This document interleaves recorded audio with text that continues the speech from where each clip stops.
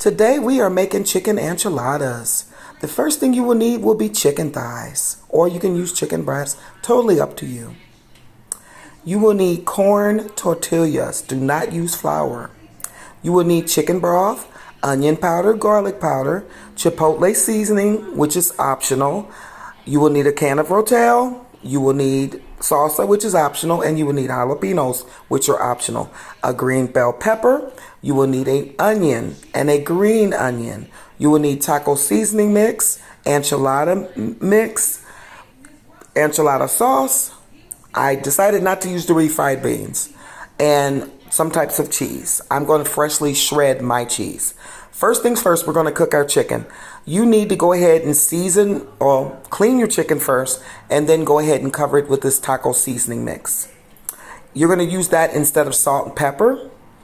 You're not going to put any salt in it whatsoever because that taco seasoning has all the salt that you will need. Just go ahead and get that rubbed all into your chicken pieces. Like I said, you can use thighs, you can use breast. It's up to you. Next, I'm going to double fist it and put my onion powder and my garlic powder on there because I put onion powder and garlic powder on everything. Next, we're going to go ahead and add some chicken broth to the bottom of that Instapot and cook it for about 40 minutes on high pressure. I found that the Instapot makes the most tender, succulent chicken. But if you don't have an Instapot, you can just boil your chicken. Have the same effect. The next thing we're going to do is go ahead and fry up or saute up our onion and our bell pepper. Now here's our chicken. It's already cooked. I've already shredded it. Just stick that in the bottom of my Instapot.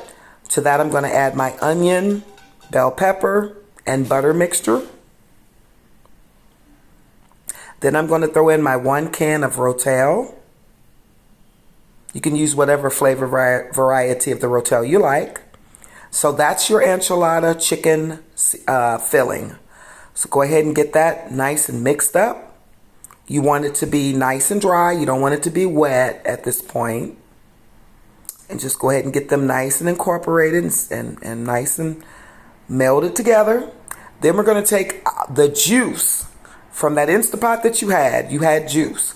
You're going to take the juice of that from that Instapot, and you're going to also take your enchilada sauce, put that in a large baking dish.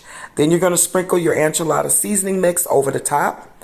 Then you're going to sprinkle the enchilada seasoning mix over the top of your chicken filling as well. Next, we took our corn tortillas and submerged them in the sauce. You want to get them completely submerged in the sauce. I did a bunch of these offline because it was impractical to be able to do them and talk at the same time. So I did about 12 of them. But I completely submerged them front and back in the enchilada sauce. That's going to make them easier to be able to roll. And I'll show you how I made my enchiladas here in just a moment. I just took some of my filling mix, put that right in the middle. Here's my filling mix. Put that right in the middle. And then I just rolled it up. You just want to take it on the corner and just kind of roll it, roll it, roll it, roll it. And then just lay it down with the rolled side down, facing down. Got all of them done. Some of them did not roll right, so don't come at me. Don't come for me about that. But, you know, it's all going to be a big mush anyway. They're not going to be individual enchiladas. It'll be more like an enchilada casserole. Next, I went ahead and shredded my cheese. Now, by all means, you don't have to do that. That's an extra step. The only reason I'm using this cheese is because it was on sale.